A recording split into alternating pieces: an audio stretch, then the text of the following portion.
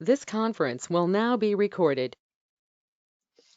Hello and welcome everybody. Thanks so much for joining us today. This is the second of four IPBS quarterly webinars. So I encourage you to watch your monthly IPBS newsletter for information about the next one.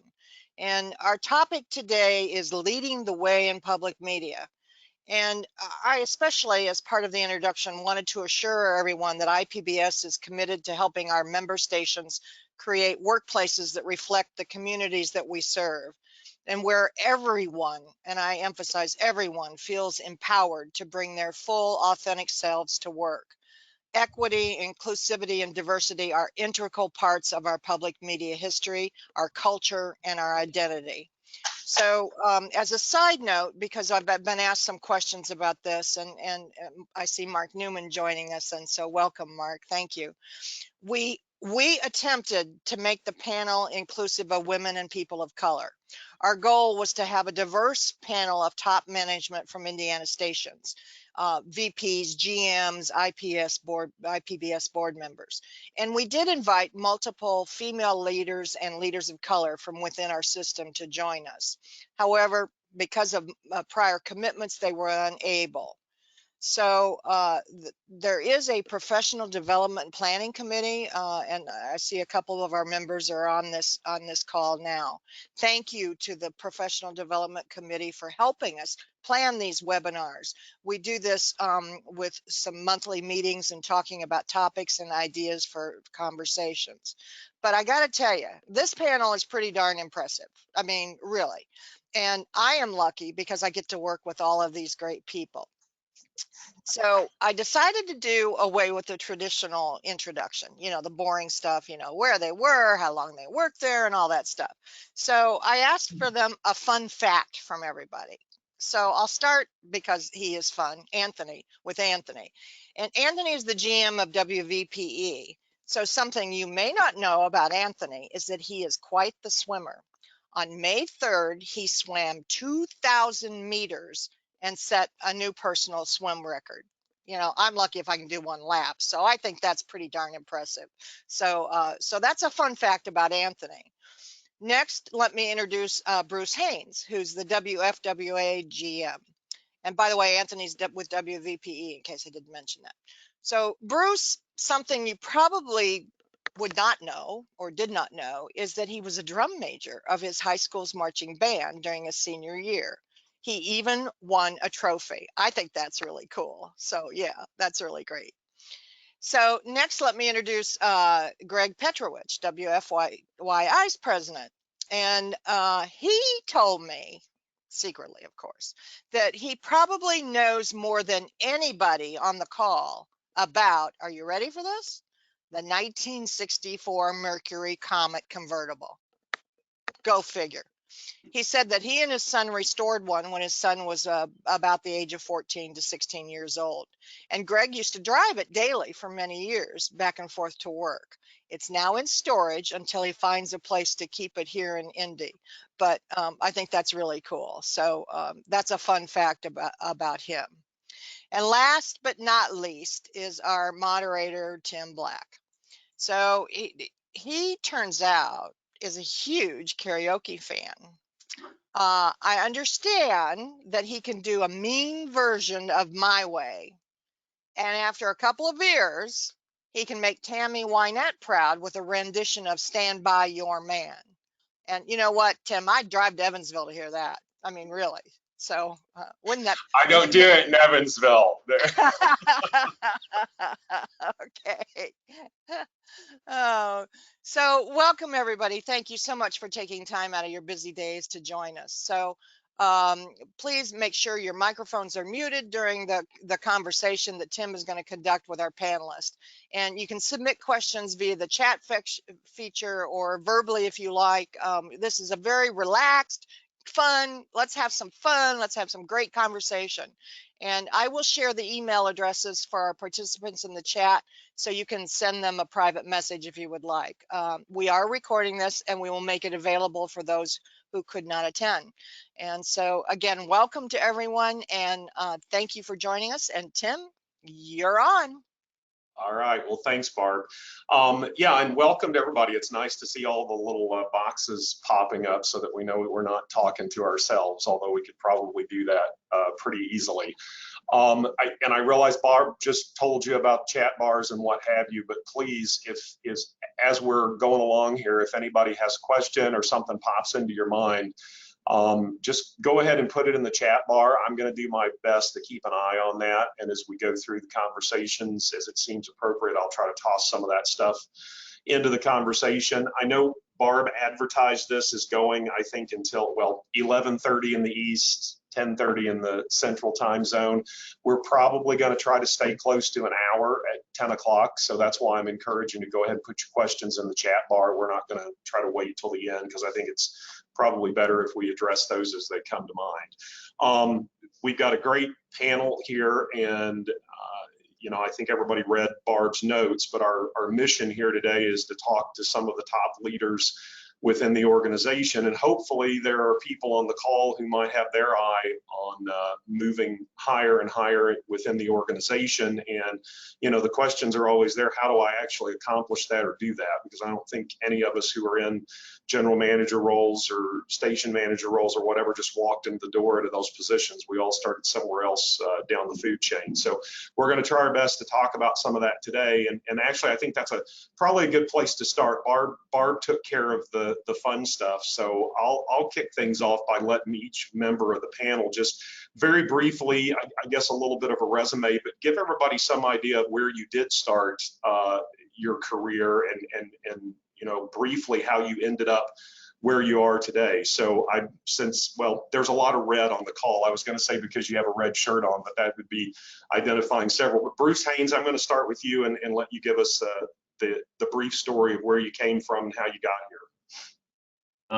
Tim, thanks, and good morning, everybody. And the brief bit is that I'm a transplant from the Philadelphia area.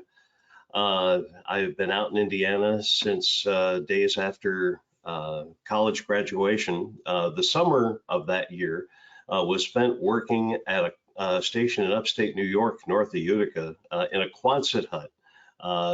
Selling radio from 8:30 to 3, and then doing an on-air shift from 3 to 6, and then you wrote your own copy and you produced your own spots, and it was a one-man band kind of thing, and a lot of fun.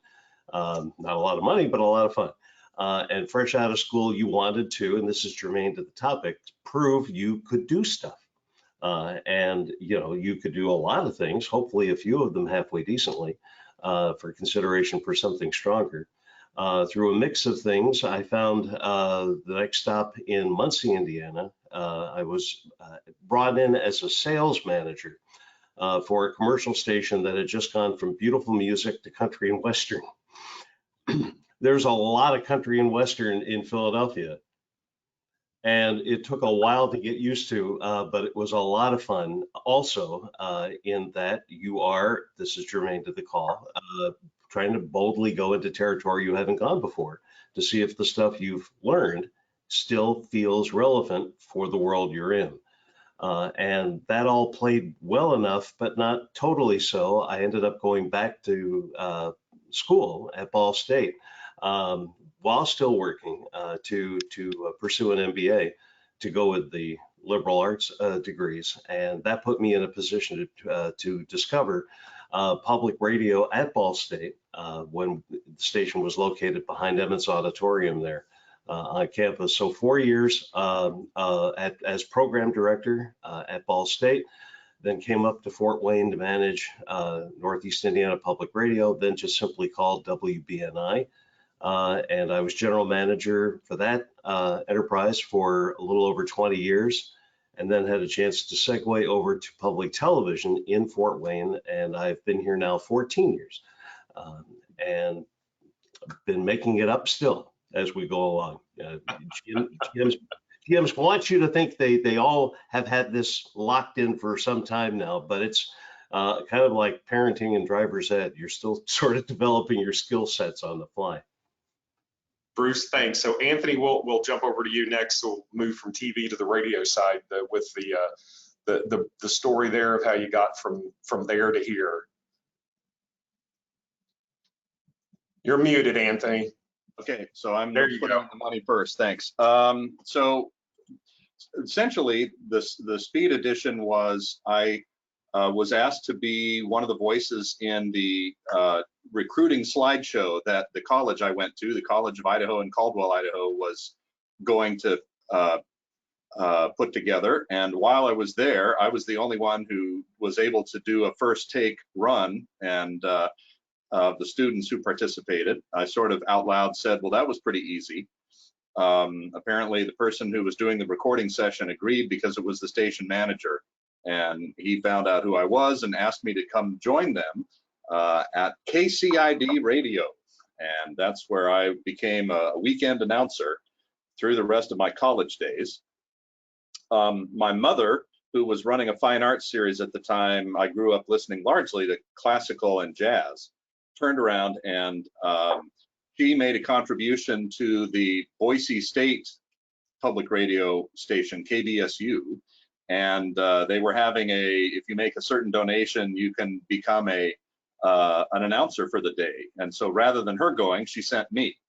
And again, they said, gosh, you have a nice voice. Would you like to volunteer here occasionally? So I started volunteering at the public radio station in Boise, Idaho, while I was still working in the Caldwell station, finishing up my degree. Caldwell, a little ways out of Boise. While I was there, or when I was there, then suddenly the station manager then came in and talked to me saying, would you like to fill in? We know you just graduated recently with a degree from the College of Idaho with a degree in marketing. Would you like to fill in as our development director while she takes maternity leave? Okay, so I said, all right, I'll give that a try. And I thought I did well. She came back. And so I looked on the then job line, right, which was these huge DAX printouts at the time, tractor feed. Now they're all online. And anyway, I wound up going to my next job at Radio Kansas in Hutchinson, Kansas, as their development director. Was there for 6 years. Then had interest in maybe going on to be more of a manager. Decided that in order to make that happen, would need to get a master's degree. So I worked on my master's in communication management from St. Cloud State University. My first general manager position was actually in 1998, became the station manager at WESM, Eastern Shore, Maryland. The general premise I had adopted, if you couldn't tell, was kind of we're all very small enclaves all around the country. And the only way you can usually move up is you often have to kind of move on and pick the next place. You can kind of learn all the skills, everything you can possibly do. And when you think you've achieved it, you can then try the next piece. So I did, got started there, and then came to, in fact, Ball State, became the station manager in 2000 at the Ball State public radio station, Indiana Public Radio, and was there for 6 years. And then I had this opportunity pop open here at WVPE, and then I have been here for 16, and so here I am. And yeah, there's a couple of good stories in there. We'll skip over for now for the brevity, and that's my story. I'm sticking to it. Very good. Thanks, Anthony. All right, final stop on the resume tour is going to be Greg Petrowich in Indianapolis. Greg. Thanks, Tim. Well, I don't think I can top either of those stories and illustrious career paths. I started at 16 heavily under the influence of Dr. Johnny Fever at an AM radio station in Sparta, Illinois, a daytime 1,000-watt, nighttime 12-watt station. And in high school, I worked the 6 p.m. to 11 p.m. shift there. So I would get out of school, go home and eat, drive to Sparta, work that shift, feed the AP wire into the trash can at 11, play the sign-off cart, lock the door, and get home in time to watch David Letterman at 11:30. Went to college, found public radio, graduated, got a job in Cape Girardeau at a little NPR station where I was the second employee. There was a manager, and they were adding me as the operations manager. And within 5 years, I was the GM of that station because the managers didn't stay, and I had been there 5 years. And they're like, "You want to do this?" And I said, "Yeah, all right." So I became the station manager at 26, I think. I went to Fairbanks, Alaska in 2002 to run the radio and television stations for the University of Alaska. So I've added television, moved from radio to radio and television there. I was there for 7 years. And then my alma mater, SIU Carbondale, which is also a joint licensee, had an opening for executive director. And so we came back to be the executive director at the station where I got my start in college. I did that for 10 years. And then when Lloyd Wright retired here in 2019, our kids were both out of the house, and we said, this seems like a good time for a new adventure, and came over here. So this is a question to sort of keep us, you know, we came into this conversation so that everybody on the call knows with some questions and sort of a direction that we wanted to take this conversation. I think a good place here is just show of hands among our panelists. Of the three of you, who knew from the very beginning that this is where you wanted to end up, or did you have your mind set on going a different direction? Okay, sort of. Well, I knew from day one I wanted to be in radio. I didn't ever plan to be a manager. You know, exactly. I planned to do fun, creative things, but from prior to 16, you know, I mean, KRP essentially is the touchstone there. Okay, and that's sort of that was sort of the answer that I expected, and I think that's a good illustration for the folks on the call that I don't know, and I'm in the same boat. I mean, I often tell people that I started out in this business to be the next Tom Brokaw, and here I am managing stations, and I love it. I didn't realize I was going to love it, but I do. So, and I think that's a good story for anybody on this call. If you're even thinking about it or you've got an inkling about it, I think you should realize that probably most of the folks who are in these leadership positions never really knew that that's what they wanted to do. They sort of ended up there. So for those folks on the call who are working in different positions right now at stations, and maybe they're like, yeah, I might like it, and it isn't necessarily moving up to the very top of the heap as a general manager, president, and CEO. I mean, there are other leadership levels within stations. As the leaders at these stations, and Bruce, I'm going to go back to you for at least start the discussion on this. What are the things that you look for among your employees when you get ready to start trying to fill a leadership position in the station? I think all of us would agree you always want to try to bring people up from within the organization. You're not always interested in looking outside the organization. If somebody's interested in moving into one of those roles, what are the things that you look for in trying to make that decision? Yeah, I saw that question and realized it was one where you're doing it, but then what do you call the stuff you're doing? And I think two handy words, probably you're looking for people with capacity and you're looking for people with competency. And it's handy that they both start with the letter C, so I can remember them. But you're looking for those folks who sometimes take the road less traveled.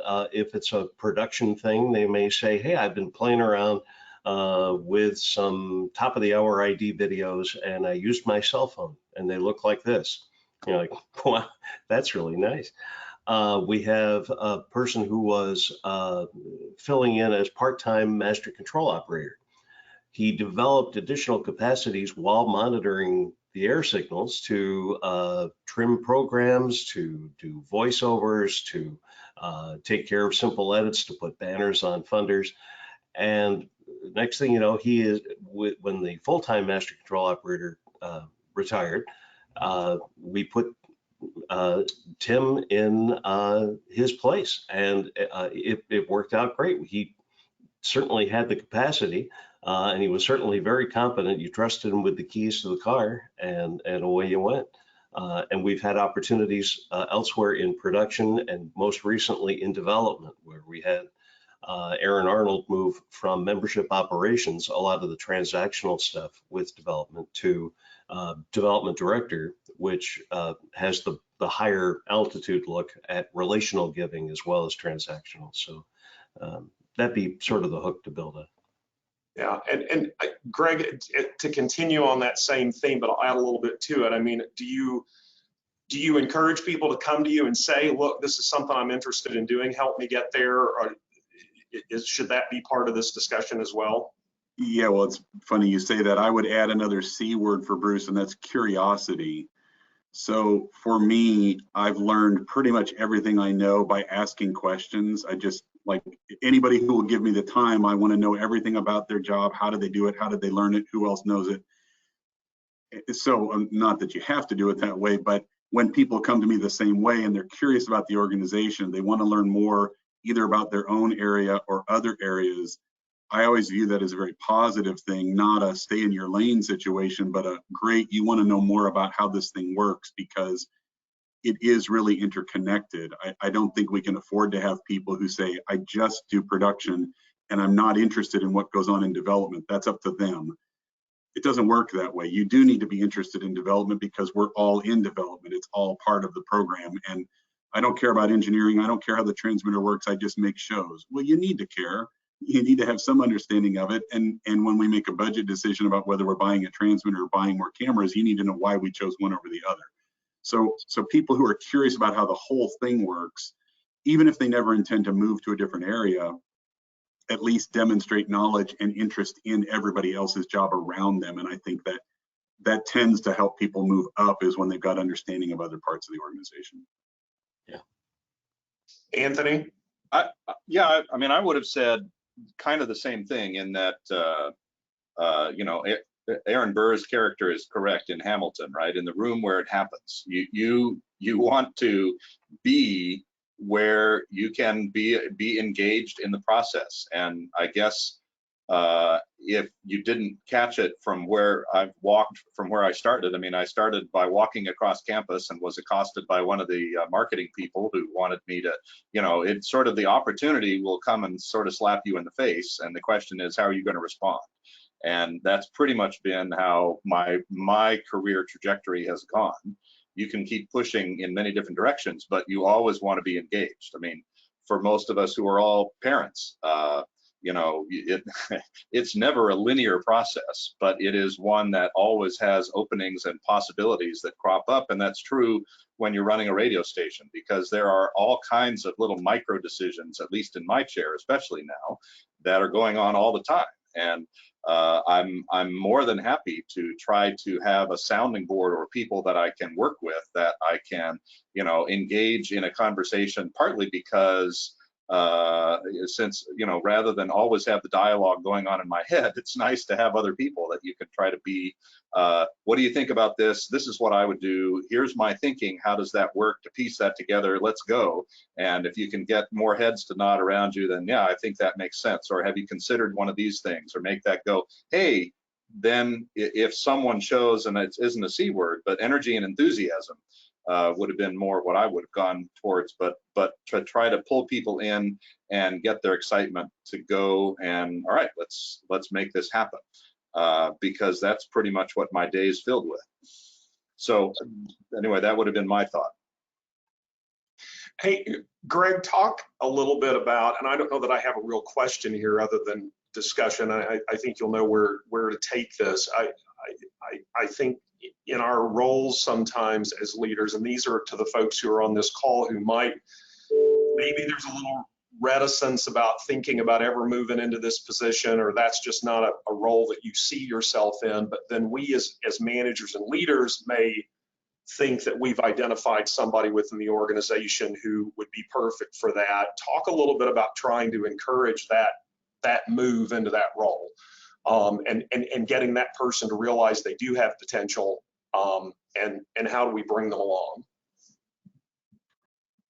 Yeah, I mean, I guess the flip to that, I would say, is to tell people, never assume that you can't, always assume that you can. And this is an axiom I have founded that is, no offense to anybody here, because we're all like, never assume that the people above you are smarter, or like that you couldn't compete or couldn't keep up. Like, there are a lot of people who have risen to really high positions who just generally are in the right place at the right time, and they do good work, but they're not geniuses. And as Anthony kind of alluded to, it's lonely at the top, and we could all use some help. So we're hungry for the conversation. So sometimes you're having those conversations and thinking, the person, you know, who might be ready to move up is thinking, I could never do that. I don't understand that. And I'm thinking, wow, this person is really, like, I've got my eye on them as somebody to move up, and they're thinking they could never do it. So I guess it's having that confidence, or assuming, bet on yourself, which is what I tell my, kids when they're like, well, I don't know, that could really go wrong. Like, yeah, it could, but it could also go really right. And which way are you thinking? You thinking you're going to fail, or you thinking you're going to succeed? So it's, having confidence and assuming that there are opportunities and that people above you see your potential and would be more inclined to bring you along than to hold you down, which, that's an older way of thinking, probably, that everybody's trying to hold you down. I think certainly today, everybody's trying to raise people up. And we need all the people we can to stay in our organizations, because we're losing people outside of public media. They're going for other jobs and other opportunities because they either don't think there's a chance to move up, or there isn't actually a chance. So the more we can engage people and keep them thinking about staying in this profession and moving up, better off we all are.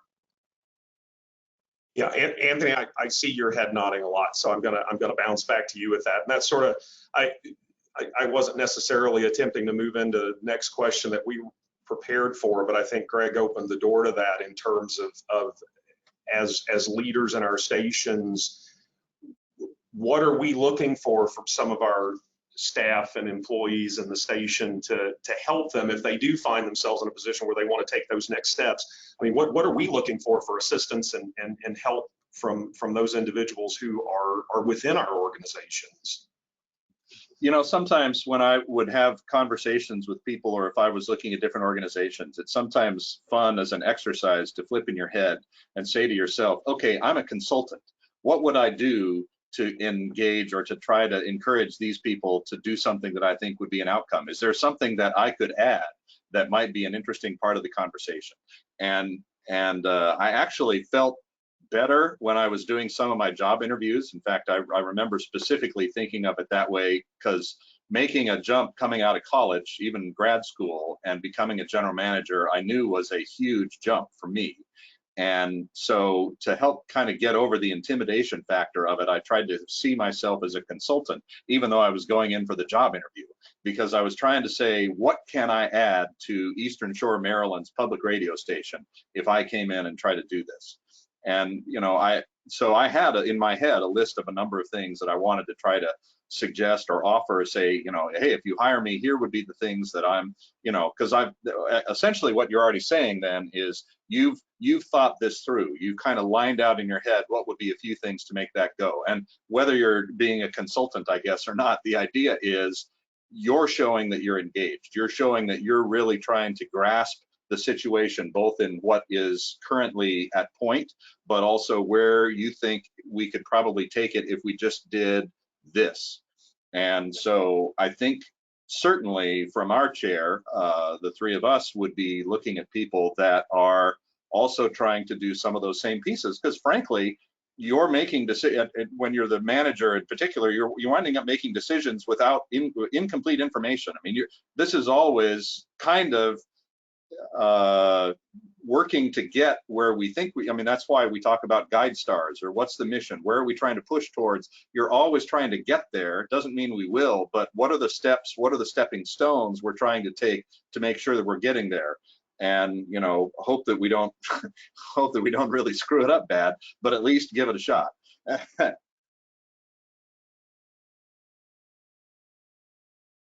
I unmute myself, hey Bruce, on that same line of thought, I'm sitting here thinking, as I think about this, are there actual concrete steps that you take at your station to encourage and solicit input from others? I know in my case, just very basic, very simple. I mean, every Thursday I do one-on-ones with some of the key staff leaders in my circle and we just have an open-ended conversation. And I mean, that's one way that you get a lot from folks in those conversations, and I learn a lot from that. Are there things that you do within your organization that might be something you would suggest others think about, or other staff members think about suggesting it to their leaders at their station, that this is a good way for a conversation to occur?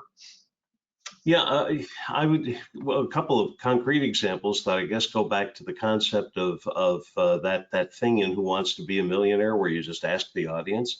You're looking for some kind of guidance, and you throw it out there to the staff. And the wisdom of crowds oftentimes provides some options you didn't even know you had.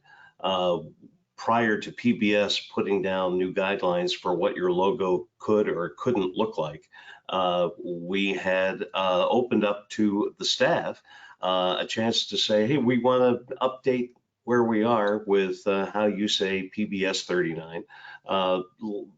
Show us something, give us your best ideas. Got great response. And in fact, the winning, if you will, a design came from a staff member, not a manager, not a third party, contract service or anything. So that was kind of neat. And we're rinse repeating doing that now with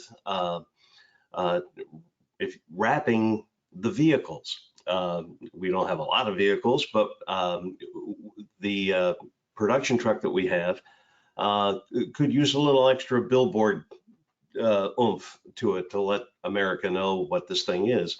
And so we're asking staff again to submit ideas for what wrapping the truck might include and how that design might translate to the service van and the beat up old cargo van that still keeps working from 1998. So maybe we can skin that one too. At staff meetings, even though there is an org chart where you'd think that the staff gathers and the managers pontificate and then everybody goes away, we literally give everyone a chance to kick in and just say what's going on in their space, because each person, we live in this weird oxymoron of we are the general managers, we are the top of the org chart, but yet we talk about a team.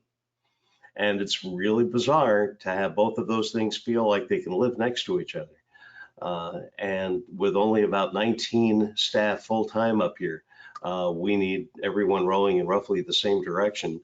But some people may have a better view of what that direction looks like and how fast you should row to get there. So as the others have said, we're lucky at times to just happen to be on duty when somebody else's bright idea saves the day. And before we get ready to, we're sort of approaching halfway point in our time in the time here, and I know we've had a few other people join us, so I'm going to remind everybody again, if you have any questions, we're actually encouraging you to put those into the chat bar, because I haven't seen any pop in yet. I know there have to be questions out there. We're not that awe-inspiring to keep you from putting them in there, so do that, especially again as a reminder to those folks who just joined us who may not have known the rules when they got in. Greg sort of opened up the door to this a few minutes ago, so this is probably a good time to discuss that as we're talking about areas of advancement and ways to advance. If somebody's got that idea running around in their head, I think, well, first of all, I'm going to ask, and I should know the answer to this question, but I don't, among the three folks on the panelists, I think all of us have spent time in the commercial world as well as public media. Am I correct in that?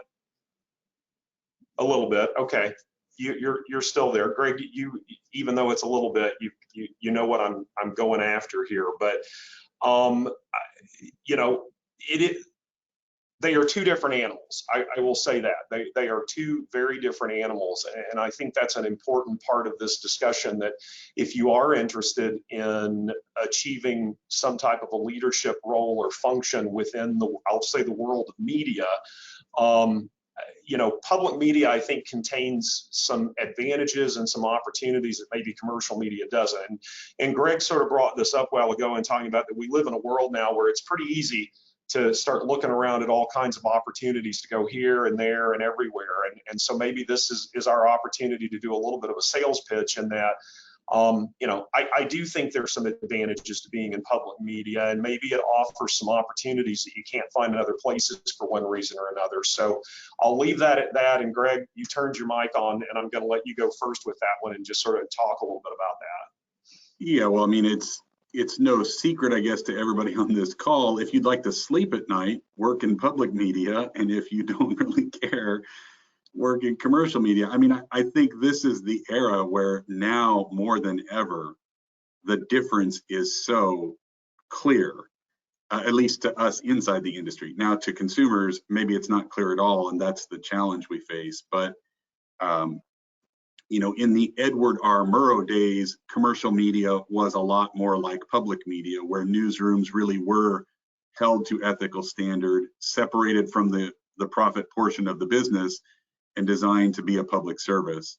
In my opinion, we are so far away from that in commercial media now, and it is never going back. There is no commercial model where money is not at least discussed in the same room where news and ethics are discussed. And those two things just can't live, in my opinion, they can't live together. So, it works both ways. If you're not committed to that part of the mission, it doesn't mean you're not welcome in public media, but you may struggle with the decisions that we're making. Why are you doing that? Why wouldn't we do this? What about whatever? Maybe there is a commercial place to land that is, that could take better advantage of your skills. But I just think that genie is out of the bottle and never going back. The roles are still largely the same, but money is involved in all of the decisions. When you're brainstorming in a commercial station and thinking about a marketing campaign or news coverage, invariably it's like, oh, which car dealer is on our air where we could host the thing from their parking lot? That how would we bundle the thing we want to do with profit? And of course, that's never on the table for us. We would say something like, in the commercial world, the goal is the mindset is always maximizing the profit, whereas in the public media spectrum, you're always thinking about how are we maximizing the impact, which I think, as you say, is sort of an entirely different reframing. You may get towards the same goal in telling the same story, but you're going to have a different slight on how you're trying to maneuver to make that go. And I do agree with you that is something that makes it. I don't know if I sleep any better at night either from where I'm at, but I certainly appreciate the fact that you feel, at least I have felt through the career now spanning 35 years, scary to say, that I've been, appreciative of the impact I am trying to make. Bruce, Yeah. go ahead, and then I have a follow-up on all this, but you go ahead and make your comments first of all, and then I'm going to step back. Sure, this won't take long. I remember this as either a bumper sticker or a magnet for a filing cabinet, that in commercial radio you deliver audiences to advertisers, but in public media you deliver information to consumers and citizens. Okay, but the distinction is clearly one where being mission driven, being able to sell all things considered, being able to represent great performances, being able to carry the day with local news or local early childhood education outreach seems to be a little easier to sell than a Sunday night strip of BoJack Horseman and The Simpsons. It just seems like and now you can love The Simpsons, and there's a place to scratch where Simpsons stuff is handy, but to be the reason you answer the alarm in the morning, for some folks, that's where public media is a thing. And yet, to date myself, at the time of going through undergrad, there was no reference to public media in the broadcast courses taken at Westminster College in New Wilmington, Pennsylvania. In fact, my college years were 73 to 77.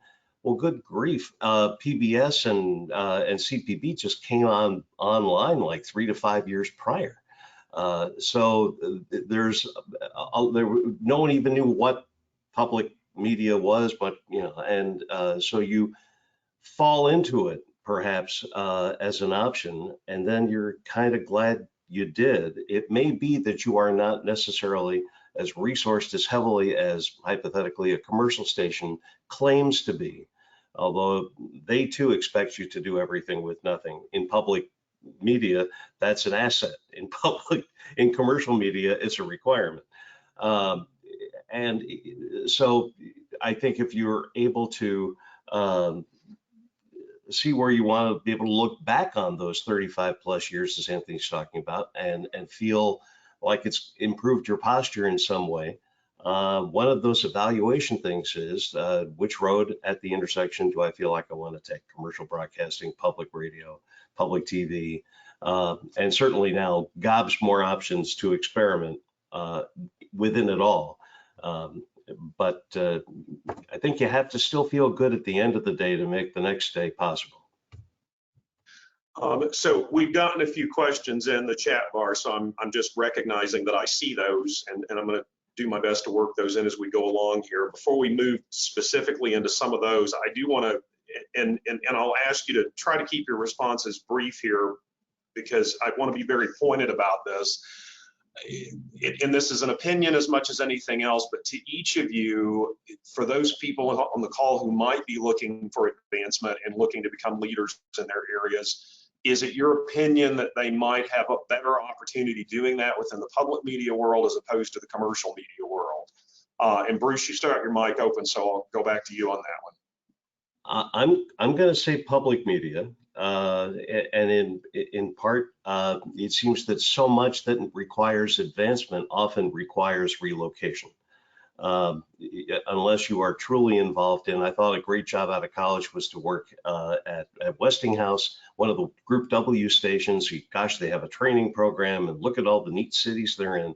That never happened. And some groups will, in fact, promote and shift you within other stations in their control. But I think the opportunities within university licensees, within community licensees, I think there is a great opportunity there, and the idea that you're in a compatible space of learning and improving and celebrating. It's, you know, we are collectively a home for endangered formats, and I think public media offers a better opportunity to be a good steward of those things.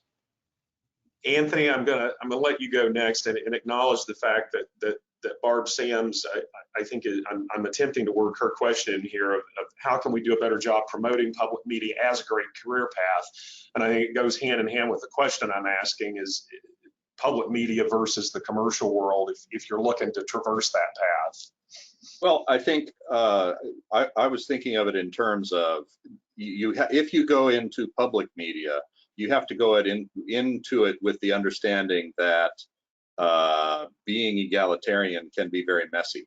Being dogmatic, if that's the direction you're going, which has a very driven force, can be very top down and, you know, do this or the highway kind of thing.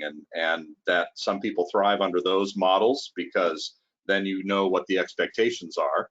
But in a world that we are in, that's not necessarily the case. So it is messy. But what it does require is that you need to plan on being actively engaged, right? A democracy only works when people are actually showing up to vote.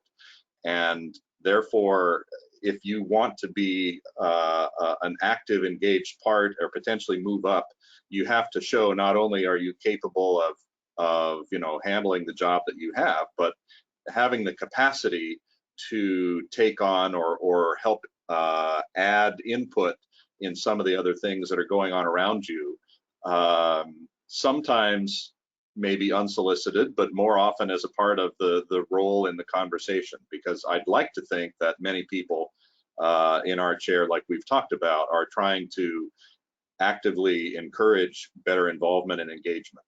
Does that make sense? Okay. Greg, you're up next. Yeah, I might take a slightly different twist on this, I guess, if I understand it correctly. But I think it's perfectly fine to work in commercial media as long, I mean, if you're going after a specific skill set and you can't get that at the public station you're at, and you could go across town to a commercial station and get it, and then you, with the intent to come back or to move back into public media, might be a good way to go. So like the example would be, you've worked at WFYI for 10 years, you're totally committed to the mission, you don't supervise anybody, and you don't see any chance anytime soon to move to a position where you would manage people. So you take a job at a commercial station across town, and for 5 years you supervise 5 people or whatever, and you really develop that skill set, and then an opening comes up at WFYI that requires personnel supervision, and when you come back, you had 10 years here, 5 years there, you've now supervised people, you're now qualified for a job that you might not have got considered for you know, the first time around. I think that's fine. If you're going there to indoctrinate yourself with the blood of commercialism, that's not necessarily going to move you up. It's not going to move you down. I think it's important to know how commercial media works. The more you know about how everything works, the better off you are, as long as you can convince us that you really believe in this mission and that you strayed for a purpose, but your intent was always to come back. The higher up you want to go, effective personnel supervision is going to be part of the role. And that's probably the hardest part to get within the station, because we don't have a lot of depth in these departments where you're going to supervise multiple people and get a chance to really work with them on professional development and setting their goals and managing them. So if you have to leave to do that, it's probably the path. Okay, sit right there, because I'm going to bounce a ball right back to you, Greg. First, I want to acknowledge, Tony, I see your question, and I'm going to get to it, I promise. But since Greg used the word mission several different times in that answer, this is appropriate. Mark Newman had posted a question that, and I think I'm going to answer the first part of his question. I think it's obvious that all of us are motivated by the mission, but he'd be interested in hearing each of you and your interpretation of what that mission is. And so, Greg, I'm going to let you run with that, and I'll go back through the panel. Well, Mark may think I'm cheating, but I'm going to tell you WFYI's mission because we just recrafted it, and I don't even think it needs any interpretation. So I'm going to say it. So I mean, our new mission statement is trusted journalism, inspiring stories, lifelong learning. And those three things really are the things we're most focused on. But the qualifier in front of them, it's not just journalism.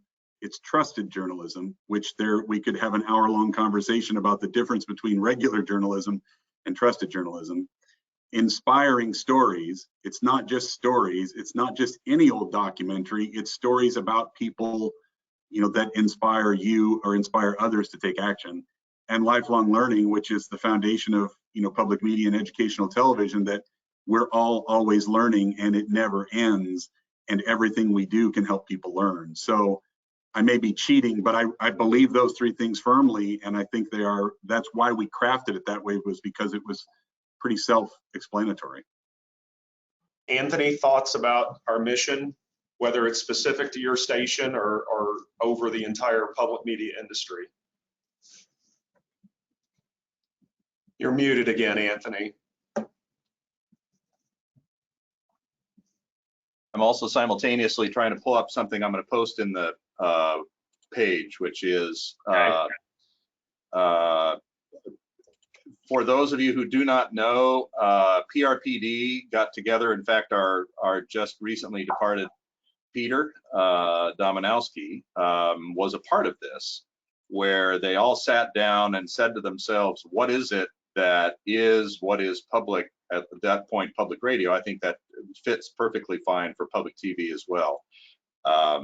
And they came up with a description that was the essence of, I think, what we are. And you look at it from the standpoint of, and I just posted this so people can see it, qualities of the mind and intellect, qualities of the heart and spirit, and qualities of the craft and the use of media. And that's kind of where we came up with WVPE, inform, entertain, and inspire.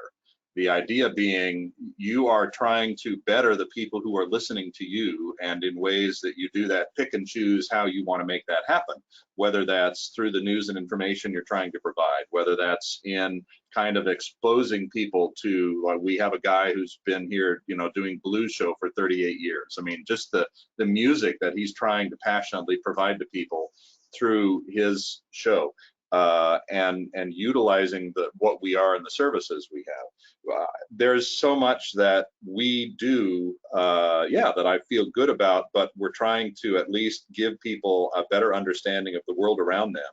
And then, I can feel like we've done our job. And that's, in a variation, if you're a farmer, if you don't have that, we have to do that each and every day. And a farmer has to go out and milk the cow every single day. If you don't do it a couple of days, pretty soon you don't have a farm because you've lost the cow. They're not going to produce the milk you need. I mean, it's kind of like, this is we've started it, and we just got to keep the ball rolling every single day. And that's kind of how I view what we're trying to accomplish. Bruce? Tim? Yeah, no.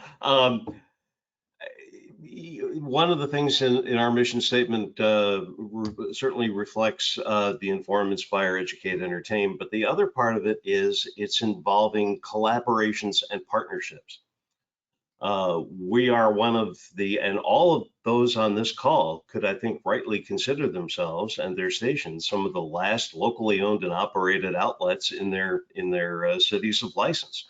To have that kind of command and control and the chance to then be so entrenched in the daily life of that community, because what you do hooks so well with other nonprofit organizations, post-secondary education opportunities. It's internship land out there for many of us. That's a very helpful and constructive dynamic to sort of bring leaders together. It's a variation on the old theme of ascertainment. What are some of those problems, needs, and interests, and what can we do together to figure them out? And that's, I think, one of the ways in which public media is in a constant give back thing with that dialogue for, receiving ideas and input, coming back out with projects. They won't all be brilliant, but they will all beat sitting still. And in the aggregate, we find a way to make stuff work. That's the inspiring side, I think, of why public media, for many of us today, it still has that edge over our brethren on the commercial side. Have great praise. I mean, we've all toiled in those fields. I think it was handy, as Greg mentioned, to bring into public media what you learned from the commercial days. But it is adult continuing ed, as they mentioned. So we're still all in class together. Yeah, Tim, if I could that just gets back to that commercial versus non-commercial. Even though the FCC grants licenses specifically for the public's interest, essentially, in my opinion, because the lawyers tell me always to say that before you make a declarative statement about some other industry, in my opinion, commercial broadcasting exists to turn a profit for the shareholders of that company, and public media exists to serve the people with the license we've been entrusted with. That's, everything we do is what Bruce said, is about how can we make the place around us better with the asset we have, as opposed to the other model. Very good. And I'm glad you said that, Greg, because I think then anybody who is considering maybe moving into a position of leadership, I think that gives a real clear choice to make, maybe of where you want to land. And speaking of that desire, Tony Crable has asked a question. Tony, I'm going to ask you to open up your mic if you don't mind, and maybe add just a little context to your question so that it ends up going to the right person.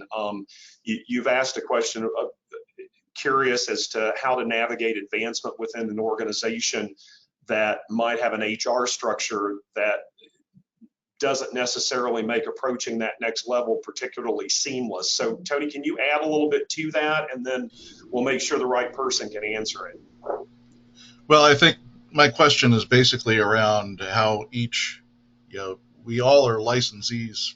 Most of us are licensees of institutions like IU or Elkhart Schools or Purdue, or there are some community licensees that maybe don't have some of those structures, but there aren't very many. So, and those HR structures exist for a purpose, and that is to make sure that there's fairness in the process of hiring people, and that you're opening things up to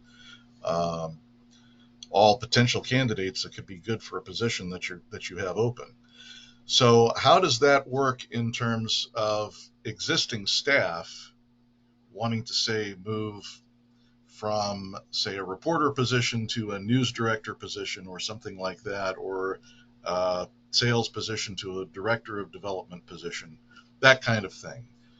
All right, thanks, Tony. And I'm going to open, who feels best capable of answering that question? I don't know if I feel best, but I have a thought on it. And to be clear, so WFYI is not an institutional licensee, we're a community licensee, so we have more of the latitude that Tony referred to. My 3 previous stations were all university licensees, and so I know the other side of that, and was largely frustrated with a lot of that. But Tony, I think it gets to, in my opinion, a problem that our industry has, which is that we're too flat, and we don't have enough built-in opportunities for growth. And so the example there is probably half of the public radio stations in the country consist of a GM and 5 people who report to the GM. And so one of them is the director of development, and one of them is the director of engineering, and one of them is the director of news. There is no advancement in that shop other than when the GM retires, one of them is going to move up. And for the other 4, I've got to wait for another GM to go. You know, the only way to solve that is building bigger organizations with more structure. The industry doesn't love that because that really, it involves another C word, consolidation, and people are generally opposed. But our structure does not do us a favor in allowing opportunity for advancement. And unfortunately, I think that's why many people leave our industry, is because they can't advance. To that, I would say, and this is one that I don't, it's easy for me to say as a GM. I don't know if Anthony and Bruce feel the same way. I think they do. I would always rather, I'll use you as an example, Tony, if you wanted to move up, your goal was to be a GM, and you were in my shop and that wasn't going to happen anytime soon because I just got here and I don't plan to leave. Let me help you go somewhere else and get that experience. Like I want you to be happy. There's no point in you staying here if the thing you want you can't achieve here. And I have connections and I know people and I could help you get that job. But I think employees often think, I could never suggest to my boss that I want their job or want to leave because they'll somehow think worse of me, or they'll penalize me. And certainly there's reason to think that. And historically in the past in America, there's probably a lot of that going on. But speaking for myself, I'd far rather see people go get a job somewhere where they can be happy, and maybe there will be an opportunity to come back. But they have to speak up and honestly say what they're interested in, and then trust that that won't harm them. And I realize that's a big lift. Anthony or Bruce, I don't know that either of you can speak necessarily to what Tony specifically asked, but I mean, Greg's comments there about people speaking up and just letting it be known that they do have a desire to do something more, even if it is the general manager's job. I'm sure both of you have thoughts about that. I would just throw in very quickly that he second what Greg said, because the upside for the existing organization is it's at least a look inside the importance of a succession strategy. Who follows who, and if somebody is expressing an interest in moving up or out or on, and there's a way we can facilitate that. The internal part of it is you now have another insight into where there's going to be a vacancy possibly within your organization, and what have you done psychologically to prepare for that. Or there may be ways in which you can win. Stations may have some kind of tuition reimbursement. There may be additional external training opportunities that are available. You can still retain the employee just a little bit longer while adding not only a letter of recommendation, but maybe also a certificate of academic completion along with the work as well. I would just add, I think having a knowledge working through that, Tony's here in my shop. We've had some conversations, both in his conversation, but others. I mean, I think certainly his frustration is greatest because of where we are, trying to run a nonprofit station within a governmental agency. I mean, we are owned by Elkhart Community Schools, which maybe other people on the call don't fully recognize that puts us essentially as a state government employee, which is entirely different than some of the, even though IU is also government, it's a slightly different model and has much more independence than I think you have. And then obviously, like Greg's talking about here, we also are working at in an environment that is totally commercial. So trying to put all those together is not something I would ever recommend. And yet it's the circumstance under which we operate. So I think just threading the needle, careful navigation, trying to work through the pieces, partly to make it happen. I just continuing to demonstrate the interest, intent to make that happen. It often is not necessarily on what you would recognize as your time scale until I guess the frustration overflows, but trying to work within the time frame of the entity, the operant. I mean,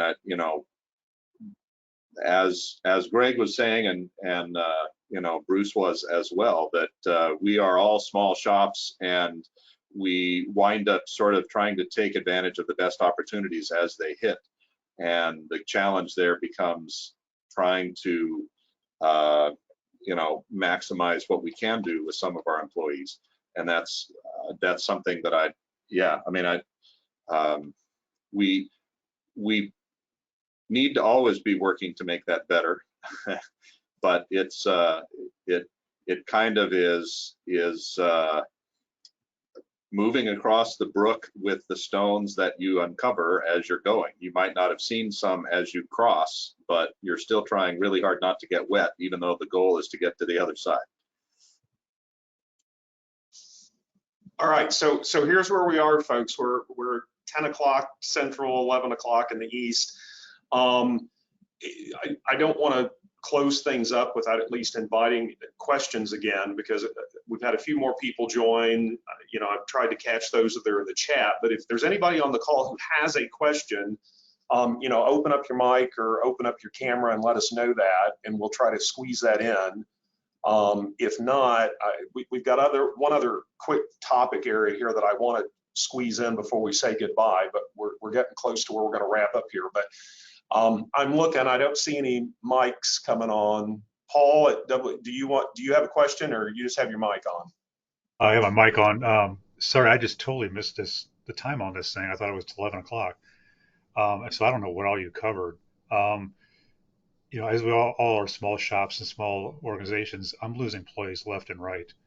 And matter of fact, I lost 3 in the last 2 months, and two in the last week are moving on. Competitive pay is a big thing, but I'm not getting any responses for my job ads. I'm not getting anything. I mean, literally. And I don't know if that's across the board or whatever. What are you guys doing to try and accumulate or get good people? And when I have a lot of friends in the business up here, the commercial stations, and they're facing the same thing. Nobody's applying. And now it's a nationwide thing, like teachers, like nurses or whatever. But anybody have any suggestions or thoughts? I've had one position open for 5 months and just can't get any resumes. The ones I do get, it's the guy he's the video department at Target. That's what I'm getting. Yeah. So. Yeah. Well, Paul, thanks for the question. It's a big question, and I can speak from our own experience in Evansville. I mean, we have been working on positions for quite some time. The good news is we eventually found good people, but it just took a while. I can say that, but then I'll toss that out to these guys. I know just within our own conversations within the IPBS structure, we've been talking about some of these same things recently. So, I mean, it's very pertinent, Paul. Greg, your mic's open, so I'll point at you. Yeah, Paul, I mean, the answer is pay more. I mean, and we're all facing that, but I think frankly, we've gotten off lucky for many years and I'm guilty of it myself, so I can say it, like somebody's applying for a job and you're like, well, they say they'd like to get 40. And I'm like, well, would you come for 38? Why am I doing that? Well, I'm saving $2,000. So I'm trying to get them on the low end and convince them to come in for that.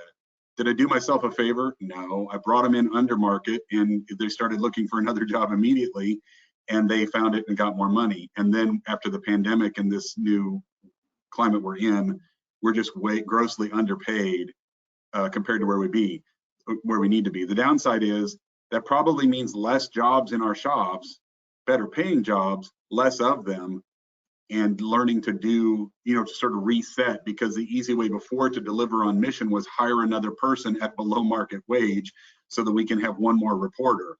And we're probably better off with one less reporter, all of them better paid, and them staying and avoiding the turnover, because the turnover, as you know, costs you more than what you're saving by underpaying the employees. That's just a reckoning we're going to have to go through, and I think it's going to take a long time. I will say, it kind of gets into that last part, being as flexible as we can with everything else. So allowing more work from home, more flexible schedule. We've brought on employees in other states who said, I love your job. I'm just not in a position to sell a house and buy a house right now, or my kids are in school. And we said, you know what? We think we can work with that. And not everybody will do that. So being innovative in all of those things opens a few opportunities. And I will just say anecdotally, we've had people leave our organization for better pay. And after the fact, I'll hear, yeah, they kind of wish they'd stayed, or they wonder if we have an opening. You know, there are people who leave for the money and decide that the mission was more important than they thought until they got away. Nothing I can do about that now, but I guess it's an encouraging thing that there are people who, when they test the waters, decide that money isn't the only thing. Yeah, and Greg, and I'm going to jump in quickly so that it allows us, and I'm glad you brought up the idea about working remotely, because that sort of was the last area that we wanted to attempt to cover, so we can stick a pin in this and say we did it. But incorporating into that discussion, I can say from WNIN standpoint in Evansville, for much the same reason you just expressed, that, you know, we work in a nonprofit environment and there aren't lots of perks and benefits we can offer. But the one thing that I think the pandemic brought to all of us is that what I could offer many people in my organization, and it's just a standard policy now, that if one can do their job from home and they want to work from home a couple of days a week, that's just policy within our building now. Where that goes, and I think that's happening either because of necessity or it's because it's being allowed. Back to sort of where we started this conversation of becoming leaders, does that being away from the office, working from home, do you all see that as something that is hurting someone's chances of moving up a ladder? I mean, if someone is very serious about becoming a leader in their organization, should they be looking at that as a, boy, I got to be in the office all the time, or otherwise I'm going to lose my chance to get to the top? Any opinions on that, Bruce? Just in a word, no. It does not get in the way of that kind of consideration. We have one employee, she's our traffic manager. She takes care of program logs. We know she's doing her job because program logs show up. You know, and there is communication. If there's an all staff email, or if you want to send out a message specifically to her, she replies. She participates in person at staff meetings. So it can be done, but you're right. It's been kind of boldly going where none of us had necessarily thought we'd be. And it takes a little while to kind of get used to that path, but it's been good for us so far, and I don't think it as a detriment to future job considerations. Anthony, do you have an opinion? Yeah, I think the evolution has certainly occurred, and back to the example, as I said before, of trying to run a nonprofit inside a governmental organization. You know, my boss has said, look, you know, bus drivers can't take time off. They have to show up. You know, the food service people in the school have to show up. And so all of your employees should too. Well, I admit I am in violation of some of the things that my school is telling me that I need to be doing with employees, because if it's easier for them to be doing what they're doing at home, you know, I'm not going to stop them, because as Bruce was indicating, you're still getting the work done. I think it was interesting in that an evolution is occurring, and maybe even before the pandemic began, but we actually had some folks who were applying to be a recent person in our production staff who actually was not from here and apparently didn't intend to move to the area, because they were thinking that they could get most of what we were asking for done remotely. And I think that, you know, that is something that we're going to have to toy with a little bit more, that if anything, COVID has proven that we all used to think that we were all better because we were all on site all the time. And I think that the reality is, as long as there are good channels of other communication so that you can still have some of the interplay that's necessary between staff, you can probably put together something that would be a semblance of folks and have people scattered all over the place. And I think talking about collaboration, you know, it opens it up. You know, we are an association of folks within the state. And so I think that, not only could we be doing more, I guess, collectively in state, but I think there are opportunities we could be working out all the way around in other places. And Paul, to your question, I don't know that that completely answers it because you asked a really good question, but I do think as we sort of get to the end of our road here, what Anthony, Greg, and Bruce have been saying, some of our comments about how do you bring good people in, that's one small aspect of it. I agree with Greg. You're not going to, the money is a separate issue. It's over here on the side, but I do think there are opportunities within the public media world that you're not always going to find in other places. And this is a concrete example of, yes, you might have opportunities to work at home. We've covered over the course of the hour the mission of what we do in public media. If someone is looking for that opportunity to make a difference, I know that sounds really trite, but you're going to have that opportunity, I think, in the public media world, and all of those things. I think anyone who's looking for that kind of an opportunity, they can find it within this world, and in a lot of cases, they get to create that for themselves and on their own. Specifically speaking about media, if you're looking at the commercial world, I don't know that you always have that latitude. And if you're looking at other areas of the world, I would say the same thing.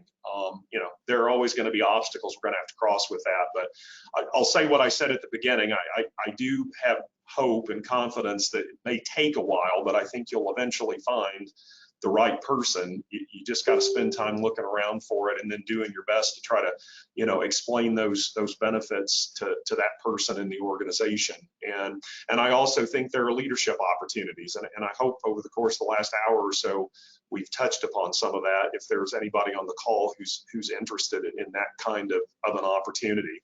I'm going to say thank you to Greg, Anthony, and Bruce as well. I think we've probably covered our ground here. And before we completely wrap up, we've mentioned at the beginning of the call, but Mark Newman is with us, the Executive Director of IPBS. And Mark, I think I'd be remiss if I didn't give you an opportunity to say something here at the end to the folks who've been on the call today. Well, thank you, Tim, and thank you to Anthony, Bruce, and Greg as well. I thought this was a great webinar, and I thought you offered some tidbits, some insights. Your candor was really just wonderful, and I hope there were some takeaways that each of you who have participated today will be able to go back to your stations with, and be encouraged, and be inspired, and be motivated. I think if there's one thing that I took from this, it is we should never self-select ourselves out of an opportunity. If you're qualified, there is opportunity for all of us to advance within this system.